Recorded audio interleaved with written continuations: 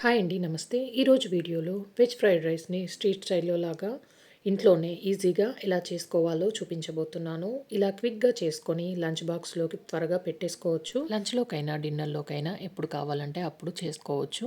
ఇప్పుడు స్టవ్ మీద కడాయి పెట్టి దాంట్లో 2 టేబుల్ స్పూన్ వరకి ఆయిల్ వేసి, ఆయిల్ వేడైన తర్వాత కొన్ని అల్లం ముక్కలు, అలాగే కొన్ని వెల్లుల్లి ముక్కలు వేసుకొని, దీంట్లోనే కొన్ని పచ్చిమిర్చి ముక్కలు కూడా వేసుకోవాలి. ఒక ఉల్లిపాయని ఇలా కట్ చేసుకొని వేసుకొని, ఉల్లిపాయ ముక్కలు, పచ్చిమిర్చి ఇవన్నీ వేగే వరకు వేయించుకోవాలి.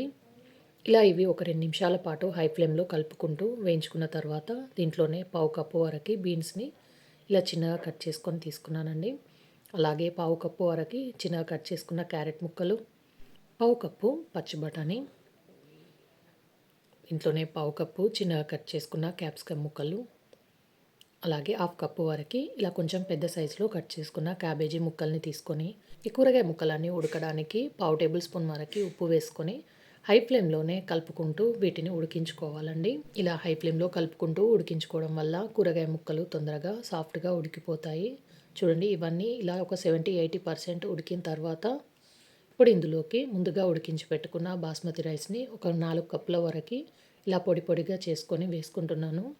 దీంట్లోనే హాఫ్ టేబుల్ స్పూన్ వరకి పెప్పర్ పౌడర్, అలాగే రుచికి సరిపడా ఉప్పు, హాఫ్ టేబుల్ స్పూన్ వరకి ఉప్పు వేసుకున్నాను. దీంట్లోనే 1 టేబుల్ స్పూన్ సోయా సాస్, అలాగే 1 టేబుల్ స్పూన్ వెనిగర్ వేసుకోవాలి. హై ఫ్లేమ్‌లోనే ఇవన్నీ బాగా కలిసేటట్టుగా మిక్స్ చేసుకోవాలి. మీరు ఇలా వేడి వేడి అన్నంతో చేసుకోవచ్చు, లేదా మిగిలిపోయిన అన్నంతో కూడా ఈ వెజ్ ఫ్రైడ్ రైస్‌ని చేసుకోవచ్చు. ఇలా ఒక 2, 3 నిమిషాల పాటు హై ఫ్లేమ్‌లోనే కలుపుకున్న తర్వాత దీనిపై నుండి చిన్నగా కట్ చేసుకున్న స్ప్రింగ్ ఆనియన్స్‌ని వేసుకొని మళ్ళీ ఒకసారి కలుపుకోవాలి. అంతే అండి.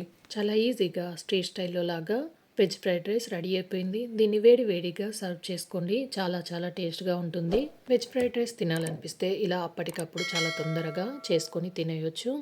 మీరు కూడా తప్పకుండా ఇలా ఒకసారి నేను చూపించినట్టుగా వెజ్ ఫ్రైడ్ రైస్‌ని ట్రై చేయండి. ఈ వీడియోకి లైక్ చేయండి, షేర్ చేయండి, సబ్స్క్రైబ్ చేయండి.